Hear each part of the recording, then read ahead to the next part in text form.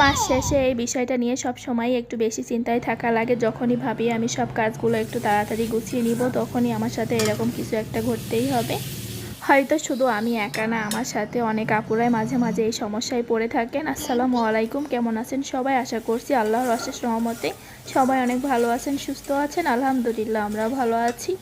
নতুন আরও একটি ভিডিও নিয়ে আপনাদের মাঝে হাজির হলাম। আশা করছি আজকের ভিডিওটি আপনাদের কাছে ভালো লাগবে। ভিডিওটা ভালো লাগলে অবশ্যই ভিডিওতে একটা লাইক দিয়ে আমার চ্যানেলের পাশেই থাকবেন।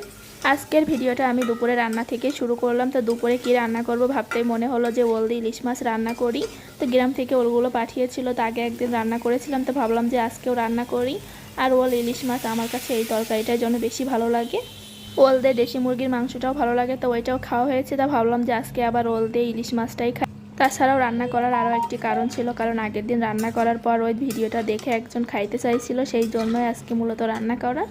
আজকে রান্নাটা কেমন হবে সেটা নিয়ে একটু চিন্তায় ছিলাম, কারণ এই তরকারিটা মূলত নারকেলের দুধ দিয়ে রান্না করতে হয়, তাহলে অনেক বেশি মজার হয়। তো নারকেলের দুধ খুবই সামান্য পরিমাণে ছিল, এই জন্য ভাবলাম রান্না করি। আশা করছি খারাপ হবে না, ভালোই হবে খেতে।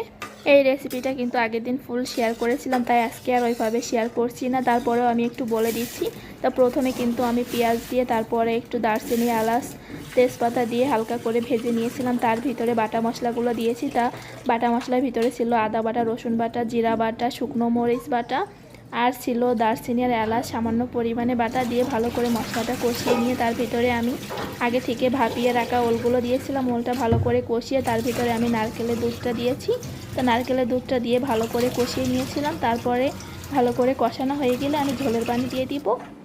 বেশ কয়েকদিন ধরে কিন্তু প্রচুর গরম পড়ছে, গরমের জন্য কিন্তু রান্না করা অনেক কষ্টকর হয়ে যাচ্ছে। তো রান্নার মাঝে আমি একটু লেবু শরবত বানিয়ে নিচ্ছি।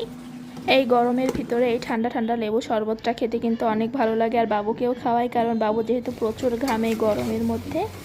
ওলের মধ্যে যে নারকেলের দুধটা দিয়েছিলাম দিয়ে কিন্তু এখন আমার কষানো হয়ে গিয়েছে। এখন আমি একটু ভালো করে নেড়ে নিচ্ছি।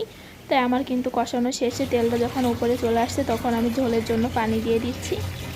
এই পর্যায়ে ওলগুলো কিন্তু আমার অনেকটাই সিদ্ধ হয়ে গিয়েছে। তারপরে একটু বেশি করে পানি দিতে হবে, কারণ ওলটা কিন্তু পানিটা অনেকটা টেনে নেয়।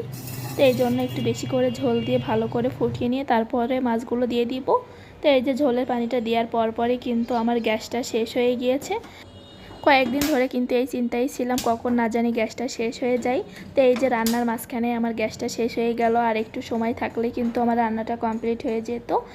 গ্যাসের সিলিন্ডার ব্যবহার করলে একটা সমস্যা নিয়মিতই পড়তে হয়। মাঝে মাঝে আমার এমন হয় যখনই ভাবি তাড়াতাড়ি রান্নাগুলো শেষ করব, তখনই দেখি গ্যাসটা শেষ হয়ে যায়।